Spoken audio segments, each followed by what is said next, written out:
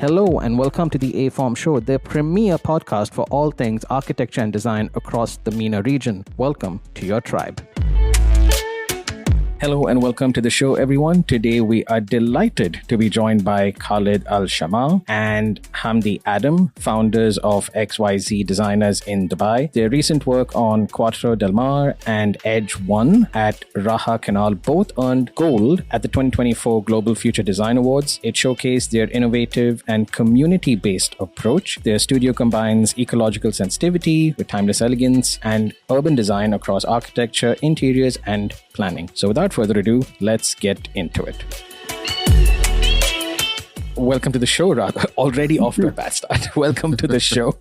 How are you both? We're good. Good. Thank Actually, you. you welcome to our office. Yeah. And I hope you enjoyed the little snack that we offered you. I did. And I must say, I came obviously with not a lot of expectations, but I think you guys have a little village over here, like a little city almost of your own. Yes. It is insane the kind of work you guys are doing and just the scale of it that you guys are at. So before we get there, people listening to the show and have probably not heard of you or not heard of XYZ, I think that's an interesting place to start because the minute I heard the name as well, I'm like, I wonder why they called it XYZ. So is there a story behind that? And you are an architect. And I'm an architect, Okay, yes. so it's XYZ. We initiated the name 12 years back when we set up the company, me and Hamdi. And we always believed that architecture should always reflect the three-dimensional world. So therefore, we called it as simple as that, XYZ. And the second name, which is quite very important for us, is we called it XYZ Designers because we didn't want it to be called Khaled or Hamdi as a company. We wanted to have it as a collaborative partnership with our designers and architects. So therefore, we are XYZ Designers. Right. Okay. So you didn't want to sort of go down the typical architecture route, which is my name on the door and then everyone's kind of there. No, it's a movement that we would love to have in our office. And this movement, from the initial setup of the company, of the firm, we wanted to become our culture, while everyone in our company is a designer to be proud of and to celebrate his visions or his identity or his ideas, as long as we're all following our principles that we set together from the initial thoughts of this firm.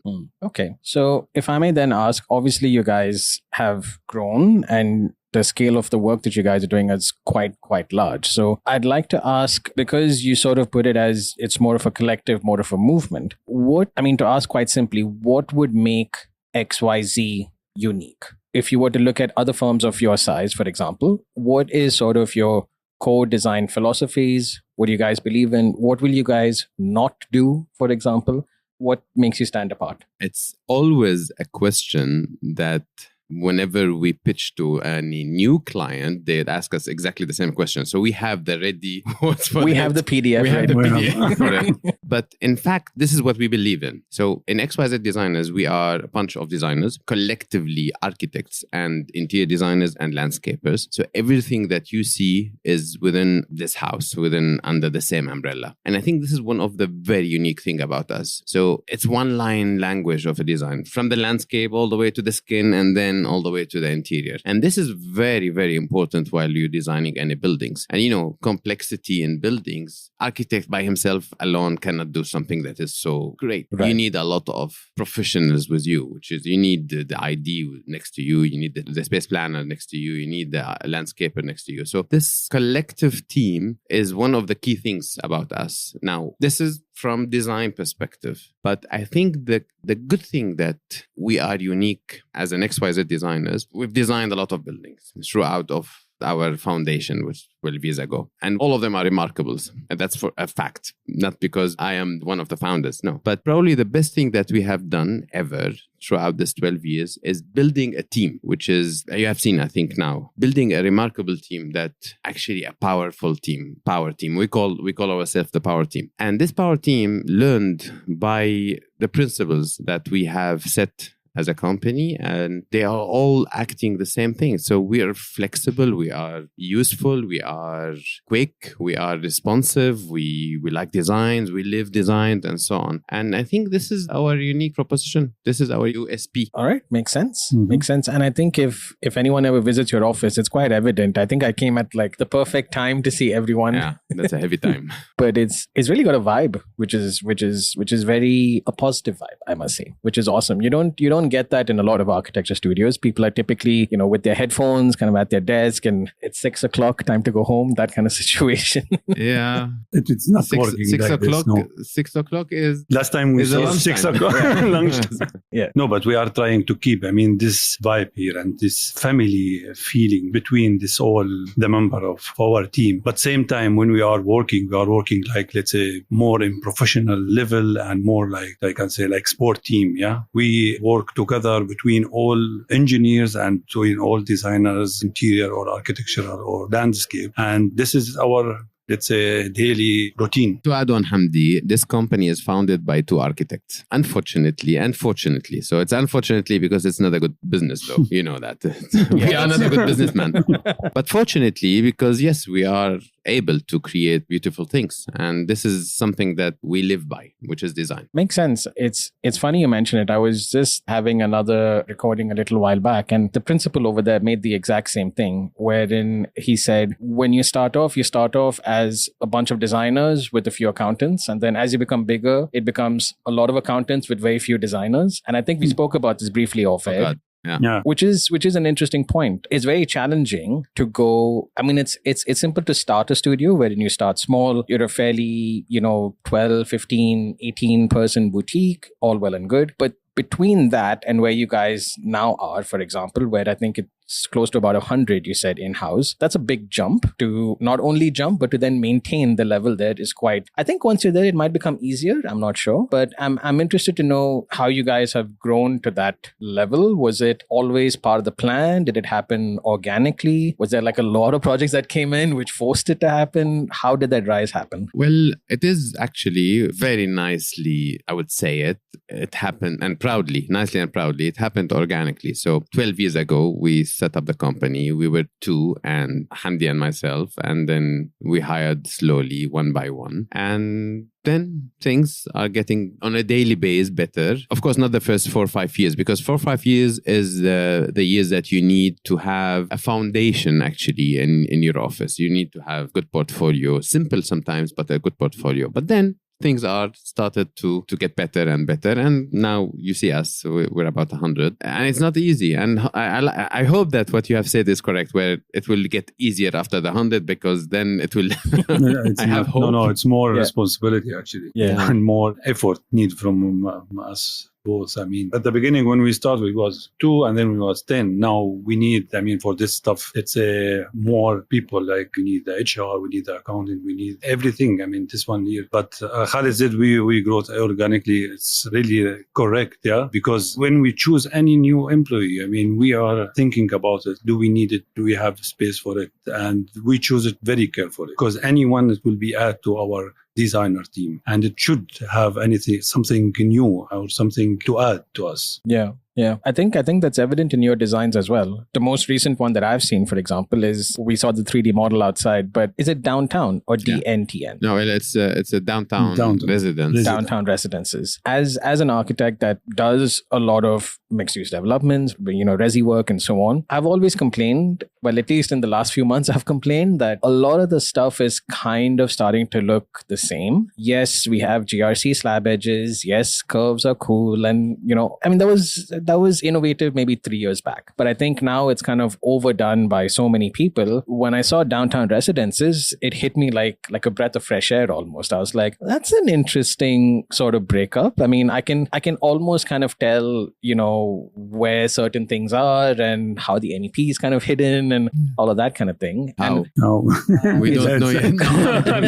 I'm joking. It's very challenging. But it is definitely something which looks like it's been given a lot of consideration. Yeah. And it's not kind of those mid-journey renders that, people develop and so on. So I guess my question is, on a project of that scale, for example, that's very complex, right? It doesn't require standard engineering. You have to be really out of the box for that kind of a project. So on the one hand, while it's easy to do, fairly standard things, when you get really complex briefs like this, does that change the way that you guys design? Is there a more wider time given to a concept phase, where in production, or what's different on a complex brief? Well, the principles of design are the same. Whether you are designing skyscraper of downtown residence, which is 110 floors, or you're designing a G+5 or G+6. It's a principle of design. Principle of design that we follow. And as well, the methodology or how we tend to progress the design is going to be the same. And it is the same. It was the same, and we will maintain it this way. But the data analysis that we do and the research that we do would be different. So downtown residence, for example, when the data that we have collected to come up with this beautiful towers, slick and sharp edges and so on, from what's happening in the region, from what's happening in the world, and from the views perspective, from the stability of the construction or the stability of the concrete, and from the new offering, from the end user of our client, which is the developers, this has been changed, and this has been dramatically different from all other projects. And I think this is the key fact here, is the data that we have collected helped us a lot to come up with this. Now, I'm talking about the concept phase and of course the concept and schematic, the early stages. Yeah. But definitely a complex project like that would require different set of engineers, would require different specifically structural mind, which is not as standard. It's the structural engineers who love architecture, basically, because he needs to understand the value of whatever we're doing here. The MEP, mechanical shafts, because when you're designing a 110 floor, every centimeter matters. And 100%. And you need to maximize the efficiency and the effectiveness of the floor plates. And you need to work with all disciplines at the same time. So it's not as easy as it sounds, specifically after concept, because it's a lot of engineering is required within this project. But from design perspective, I think the principle, it is exactly the same principle that we have in our company, which is 5 key principles. Right. And for this downtown resident, when we start to do the concept, we thought, the plot actually is not big, and the location, it's in the middle or the heart of Dubai. How we can create this experience for the end user, for the customer who lived in this building. That's why when we start do the design, we thought on this experience. Where is, let's say, our amenity, how we connect the people together, how we offering this communication and lifestyle, the views, etc. And that's why from here we create this design. Of course, we kept our concept. It's very minimal, very simple. And okay, now you can see, the design itself, it will tell the story from the shape we have. Yeah. Yeah. No, I think it's very evident. I think even if you're not a designer, if you look at that, you can tell that it is definitely something different, and it is not your, kind of standard super tall. No, it is not. Designing skyscraper, definitely, the most important thing always is the podium. Right. And then the hat. Yes. And then the rest is a fabric. Right. Up until downtown residence, I think. That's where it becomes different. Yes. Because what we have done, we've created beautiful fabric. We focused as always at the podium level, because this is what the human scale would see. We created a beautiful hat, but then we thought, okay, why don't we? Because, it's in downtown where you see a towers next to you 60 floors height, and then another tower 80 floors height, and then another tower 50 floors height. So we thought, why don't we communicate with the context around us? Therefore, we've created this heavens on gardens everywhere and amenities and so on. And also what's beautiful, I think this is possibly the way why you like that project, is it communicates with people. It's not another perfume which is seated in a downtown. No, it communicates with people with this punches that we have created in that fabric. And I think this is one of the successful architectural statement here. Yeah. And I think what also resonates with people is, again, like we spoke about off air, right? I feel like Dubai is kind of matured as a market, wherein maybe, as you guys probably know, maybe a decade back, when developers come to you, they probably come with, a very strict brief, whereas now they're kind of giving a little bit more freedom, as long as there's something different, some kind of new amenity and things like that. So I'm curious to know, when you first had the idea and it was sort of pitched to the owner or the developer, what was their reaction? Were they for it? Were they kind of shocked a little bit? What was the reaction? Okay, when we deliver, let's say, the first vision, that I'm not sure. I think at that time we was not alone on this phase. Yeah, we sent our vision and said this is what we are looking for. And I think because of this creating this moment and then splitting this tower to two and to give the feeling of a human scale and let's say the nice experience for residents. That's why they was, let's say, not shocked. They like it. And they feel, okay, this is what we are looking for. And from here, we start developing the concept and creating the program for this amenity, for this experience, etc. Right. No, it is quite scary to give a proposal like that, right? Because if it's too out there, you kind of get shot down quite immediately. But if it's, I guess it depends who it goes to. So in a sense, that was good. But congratulations. It does look quite awesome, I must say. Thank you. Just to add on this, of course, it would be scary if if we will offer this design for a developers who is not accepting challenge. We were lucky that our developers or the client, they wanted something that is as unique as Dubai is. And actually, possibly that's why they loved it, because it was challenging everything around us and it would stand out. And Hamdi, I think, mentioned that it was a kind of it's a competition that we won. And I think possibly the reason why we won that competition is because we were bold in our statements. Right. And the client was bold. And you always need this relation. You know that. You 100%. Always need a bold client who is bold architect, and then crazy things would happen. I think there was this quote that I heard a while back, which is people typically look at a successful built project and they say, oh, the architects must have been really, really good. And who told me this quote, he was like, that's actually not true. That's only half the part. A good project is, yes, definitely the result of a good architect, but it's also the result of a very good client. It's only when both of those happen that you actually get a good, successful project.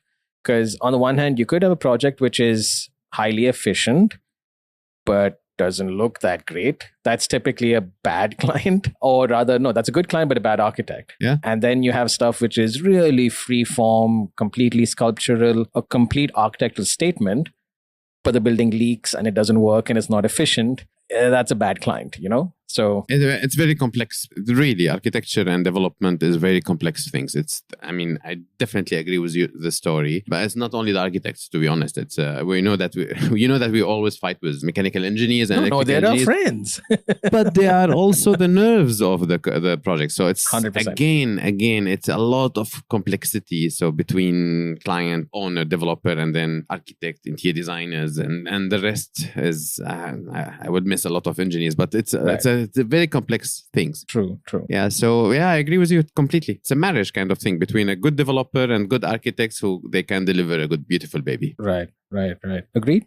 Given the kind of scale of work that you guys are doing, obviously it's from fairly large GFAs across communities to super talls and everything in between. And because you've been here now over a decade, in a very interesting time in Dubai, I have to ask, the briefs that you're getting, the RFQs that you're getting, and all of that, have you guys noticed a change from what developers are wanting as compared to, say, a decade back when you started versus now? Anything that you can share with us? Absolutely. Of course. Briefs now are more sophisticated most of the time, or at least with the client that we work for a lot. When you say sophisticated, you mean it's much more fleshed out, as in it's much more detailed? Or much more detailed. And also because we work a lot with developers who are real estate, basically developers. So the units mixed are strictly part of the market studies and so on. So the unit mix are strict. The sizes are strict. The balconies percentage versus units are also strict, and the amenity sizes are strict. So, and of course, briefs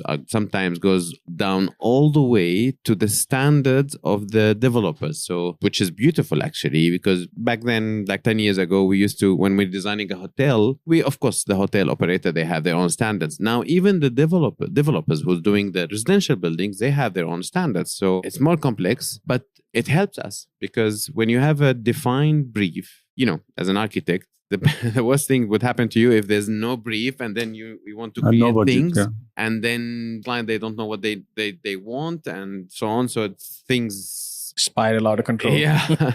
But we're seeing it. We're seeing the whole career, the whole business of architecture now is becoming more sophisticated. The softwares are more sophisticated and Midjourney and all these things that's happening around us. So obviously the developers would be the same. And this would help us a lot.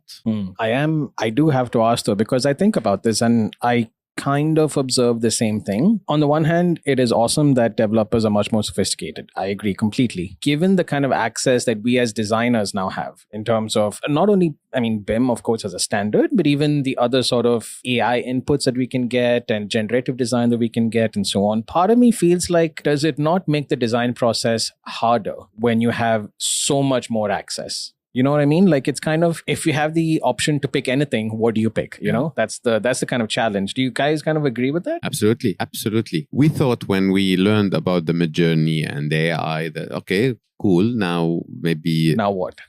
Now what we will do? No. Now, no, we're expecting that. Yes, that's beautiful. Let's reduce the amount of hours that we spend over doing 3D Max and so on. It's not. It's actually adding complexity, another good complexity layer on our design process, because now you have someone, which is whatever we're going to call your AI. If each company has its own AI, you have someone who's supporting you in visuals and ideas and analysis and so on. But similar when we used to draw, I don't know, maybe you're younger than me, so I did start with drawing, I must okay. say. Yeah, okay. All right. Okay, so when you used to draw, we thought when CAD is there, okay, beautiful, it will reduce the amount of work. No, the projects are becoming more complex now. So actually, it's not reducing the amount of hours that we spend. In fact, it is adding more. I don't want to say stress. It add a more complexity layer on our design process. But of course, now we're able to design more complex projects. And add one more tools, to our design. Same for, as Khaled mentioned, when we start drawing CAD and then Revit, etc., it's new tools. Help us, of course, and help us to present our idea sometimes. But at the end, it's make our design more open and more options. Yeah. I think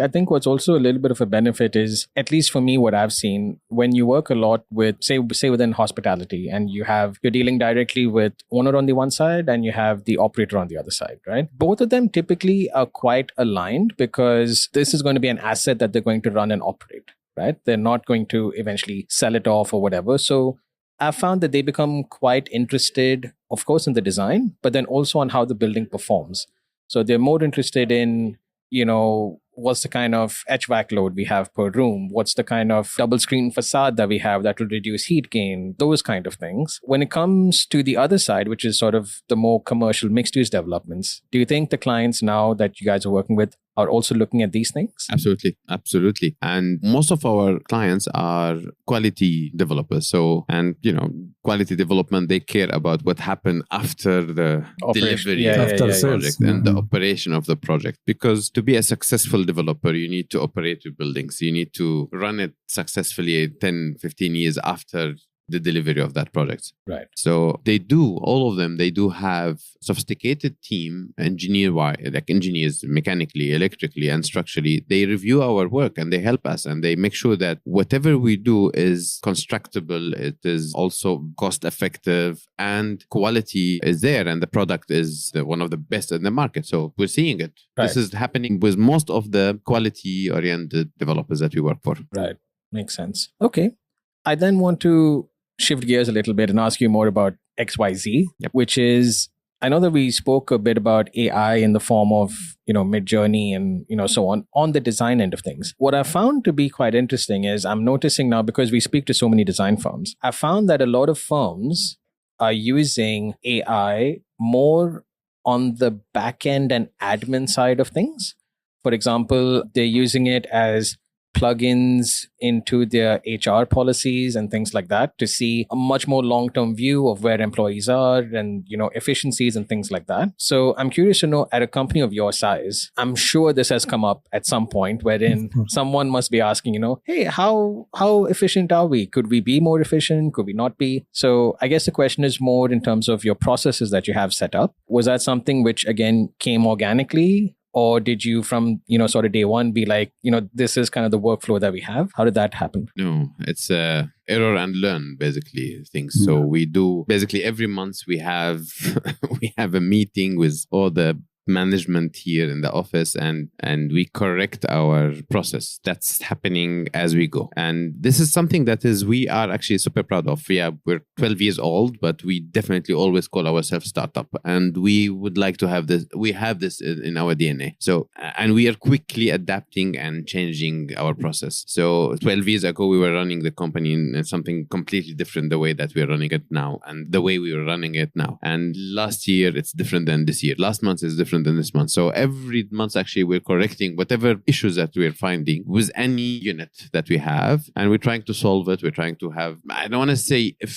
more efficient time resources. I want to say more effective processes and more healthier environment for the team and better quality for the client and so on. So this is something that we're adapting and changing every month. Right. But I want to research this more about the admin backside of AI because we've never done that. And I didn't know about this though. We're using AI sometimes for letters, of course. Yeah. That's usual now. Yeah. We're receiving a lot of emails, which is clearly it's an AI emails. We're responding by our AIs. Yeah. You both can talk to each other. Exactly. We don't care. And then we're using as well the AI to help us in the research phase where we're doing designs. We have developed internally, not AI, we've developed part of plugin. It's a plugin by Dynamo software that would help us into dictating the best. For example, if you're designing a building, it will dictate what is the maximum best views out of this development. Basically, whatever you play in the massing, then it adapts and it tells you numbers and figures. It's not an AI. It's an application that we have developed, which is part of one of our architects. He developed it, and we're using it. Very cool. This is how we. Yeah. That's a not secret. For a jar. Still not for a jar. Yeah. No, I mean, it's.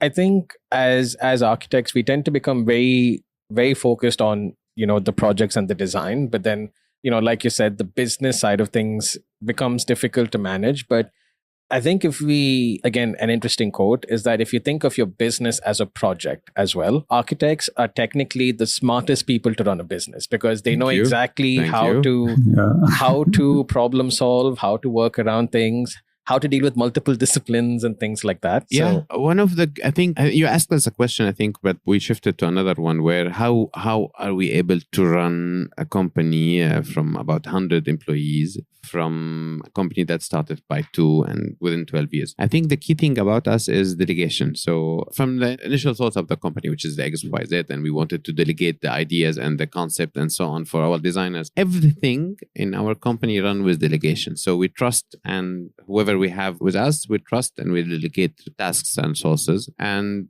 also within the firm, we initiated the units called project management unit. So they are all architects. They manage us as well. So they manage our sub-consultants, they manage our clients, they manage us and so on. And so we focus on our design services. Yeah. And this is actually one of the key things that happened internally that help us to grow more and help us to get more works and still maintain the quality and the design that inspires and so on. I think this is it. True. No, it is a challenge, right? Because at a size of 100, I'm thinking, how do you stop yourself from becoming very corporate, right? Because on the one hand, you want policies in place so that people can work more freely and more efficiently. But then too much policy puts too much red tape, and suddenly you become more of a gatekeeper than, something positive. So how do you manage that balance? Talking about it before the podcast, we're not a corporate office and we are a startup and we wish to stay the same and we wish to grow in a healthy, organic way. The studio environment should be always there. And to be honest, we're scared of this jump into a larger scale company. We're scared because of this, that, okay, what would happen? Are we becoming corporate office that is an accounting firm rather than actual designer firm? Hopefully, we will be preventing our company from reaching this, going into that direction. Also, the business side, it won't, if you're thinking business-wise, it won't be a good decision, but we will be preventing the company from going this way until we find the formula. And I don't know what it is now, to be honest. But the methodology or the target is to maintain ourselves as the studio. As a studio, design studio. Yeah. Right. Okay. Interesting. Just to sort of wrap it up, if I could ask for people who are probably listening, I can think of a lot of them being in your position, wherein maybe they're leading very large teams, or they are sort of a young founder team and maybe they're at the stage of 10 thinking to go to 20, 20 thinking to go to 40, and they probably have the same question. Should we grow? Should we not? If you could speak to them and tell them, listen, if you guys have this, this, and this, then yes, you should. Or if you don't have this, this, and this, then you probably should think about it. What would you tell them? Key things. If you're able to trust your team, you can grow. If you're not able to trust your team, it will become either a corporate, because then you'll have to have a managing director, CEO, whatever you want to name it, to run it, or you will get crazy if you're not able to trust your team. I think delegation is the key to be able to grow. I see. Okay. For sure. Makes sense. And very important thing, actually, I would love to mention in this podcast before I think we're almost done. Yeah, we are the one who actually now we're talking to you, but our power team is the one who made this company happen. That's a fact. Our architects, our senior architects, our junior architects, our designers, they are the one who actually sketched and designed and enjoyed this journey, which is a difficult, very, very, as an architect, how difficult is this journey? So, but I am good at talking. That's it. I can sell the story. Okay. but they're the ones that write the story. No, that's very, very, that's a very healthy way to look at it, I must say. As part of a closing tradition on the podcast, we have something called the aForm tradition, which is basically a question that has been asked by one of our previous guests to the next guest, not knowing who the next guest is. You don't know who asked the question. The person who asked it doesn't know who's going to get the question. Cool. So It's completely blind, and it's set up for a bit of fun, a fun way to end the episode. Mm-hmm. So I think we have a question for you this week. So I will quickly pull it up. And you can take your time to answer. Normally at this part of the show is where we hit pause, go get a coffee, come back, and we think about the question. Get a cigarette. Exactly. Depends on. So I will pull up the question now. And we should to send our question. Yeah, 100%. 100%. And the thing is, sometimes it's not always design or architecture. Sometimes it's quite philosophical. More fun. So, sorry. There it is. Are you picking the question? I'm not picking the question. I'm actually scrolling through the chat because it was sent to me. Okay. But yeah, I got it. So it's more of an open-ended question. So I think both of you can answer it separately. Cool. The question is, what's a trend in architecture that you think should be phased out? What's a trend in architecture that should be phased out? As in, we don't want to do it anymore, but not just in design. It could be practice on site. It could be something technical. It could be industry as a whole. Something which you think is not working, which needs to be phased out. Something is not working. For me, it's very easy, really. I believe that all trends has to be phased out. That's for sure. It doesn't matter what the trend is. All the trends has to be phased out because architecture it shouldn't be trendy. It shouldn't be trendy. And we don't follow trend here. Yeah. But the most important thing that I would love to be phased out for sure, since I was year one at architecture, is arches. Because arches are meant for a reason, which is construction methodology, and that was the structure. Right. We don't need it anymore. It's all concrete and so on. So why do we design an arches? Why do we have an arches in a building? I think this is the most important thing that I wanted to disappear since 2003. Interesting. I mean, yeah. Now that you mention it, yes, arches with the keystone, and I get that. But isn't it also kind of contextual to the region? I mean, there is arches in, maybe not Pastakia, for example, but within the Arab world, I think arches are quite relevant, no? Which is wrong. I mean, I'm not dressing now what my father used to dress or my grandfather used to dress. I'm not eating the same food because everything is evolving. So why? And the methodology of construction is completely different from 200 years ago. So True. Why do we need to follow the same design? We follow the principle of the design. I always say it. Principle of design, of course. But if the whole system is growing and evolving, why do we need to imitate an old arch that was meant to be the only way to build a roof, because this is how it used to be. Yeah. And now we have concrete or we have steel or whatever. So I think this is completely wrong. And I know it's driven by nostalgia of the old and the classic. But whoever is thinking about the classical design as this, if you look at them, none of the people who actually like classical villa or classical architecture, they wear a classical suit or suits from the French era of 200, 300 years ago. True. So it's a bit strange for me. So this is my... No, that's that's one of the most honest, thought-provoking answers we've received. Absolutely. I hate it. Awesome. All right. Hamdi, what about you? What do you think should be phased out? Actually, he eliminate everything. No, I'm because sure he said you have something all too. trend things. But what things should be eliminated. There's no rush. We can take our time. We can chill. I'm thinking what is this thing should be eliminated from architectural and engineering. I mean, it can be across anything, right? Like it can be, like the question said, even something which is more of an industry practice, something which is more technical and site related or design related, whatever it is. Even HR policies, which are, out of date, for example, which don't maybe work in design studios here. Could be anything. I'm trying to think of something myself also to see if I can. What trend would I face? Let us ask you this question. What do you think? You are an architect. Yeah. So tell us. What do I think should be phased out? If you say the arches, I would invite you for a coffee now. Arches, Khaled. Okay. Arches. Yeah, the horrible things, right? Horrible. No, actually, there is actually something which I have, which is I think I've reached a phase in my career now where I do a lot of hiring, and because of that, I am now hiring fresh grads who are sort of born in 2005, which is quite shocking considering I thought I was quite young. But anyway, what I think I've been thinking about lately is sort of this whole work-life balance thing, right? Wherein architecture is a very passionate field, right? It is very difficult to say we're going to start creativity at 8 and we're going to end creativity at 5. Especially if you're a good architect, it's even more harder because you just can't stop. So what I would want to be phased out is this idea of a very start and stop day. Having said that, I don't believe we should be working 18 hours a day also, right? But I don't think as architects or as creatives, we should be, you have to start at 8 and you have to finish at 5. If you want to start at 10, but then you work till 8, sure. You want to do, a much more compressed 5-hour design sprint wherein no one disturbs you, but you can finish all your work in 5 hours. Happy days. I think this idea of, I think Jeff Bezos actually said it, which is more about work-life harmony, wherein it's all one rather than separated. Wherein, at least what we like to do at our studio is if you want to go drop your kid to school, sure, fine. You want to do your meeting right after that from a cafe over Zoom, sure, fine, as long as the work is getting done. If you decide you want to work over the weekend, that's also cool because you've decided that. No one's asked you to do it. And in that sense, I like to tell people that we need to get out of this sort of, I call it the industrial revolution sort of mindset, which is I clock in, clock out, clock in, clock out, and think of it more totally. Not just, this is my work, this is my life, this is my work, this is my life.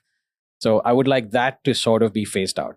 It is very challenging because, again, from a HR point of view, how do you do timesheets and things like that? But yeah, that's kind of my answer. But I salute you. I think this is exactly the culture that we have in-house.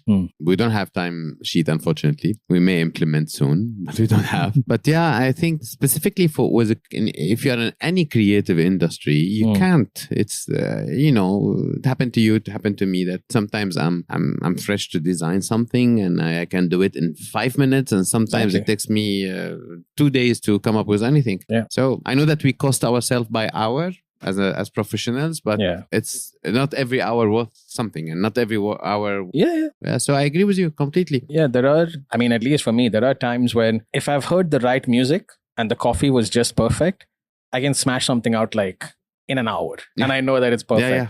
Absolutely. But then there are times where I just cannot get it. Absolutely. Like I'm trying, I'm sketching, and it's just not happening. I don't know why.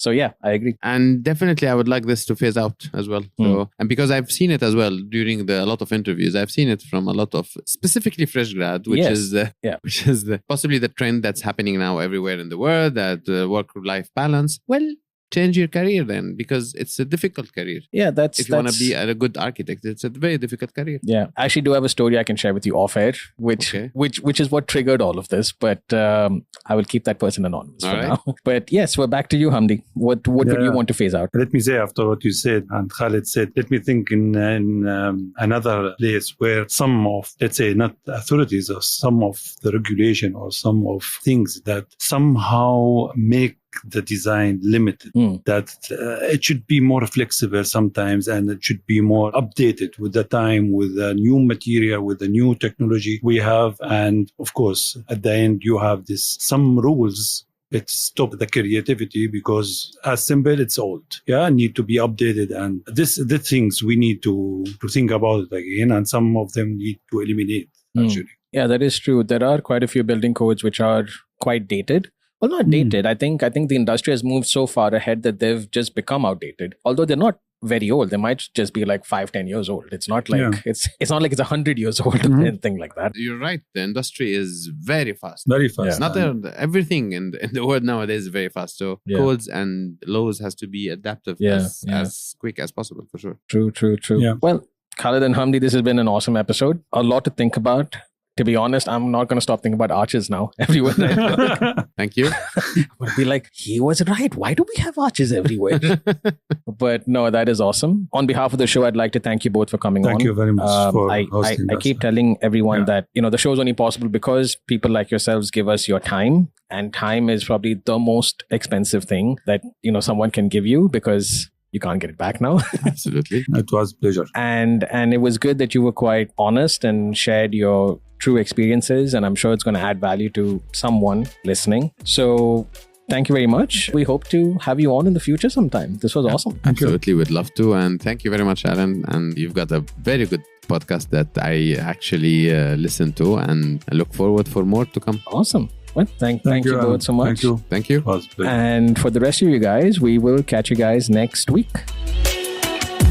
Fellow aFormer, thank you so much for your time. If this episode added any value to you, please share it with anyone who may benefit. If you want to carry on the discussion, please get in touch with us over socials. We are at aForm Show on the gram and hello@aForm.studio on email. That is at aForm Show on the gram and hello@aForm.studio on email. Until next time, stay inspired.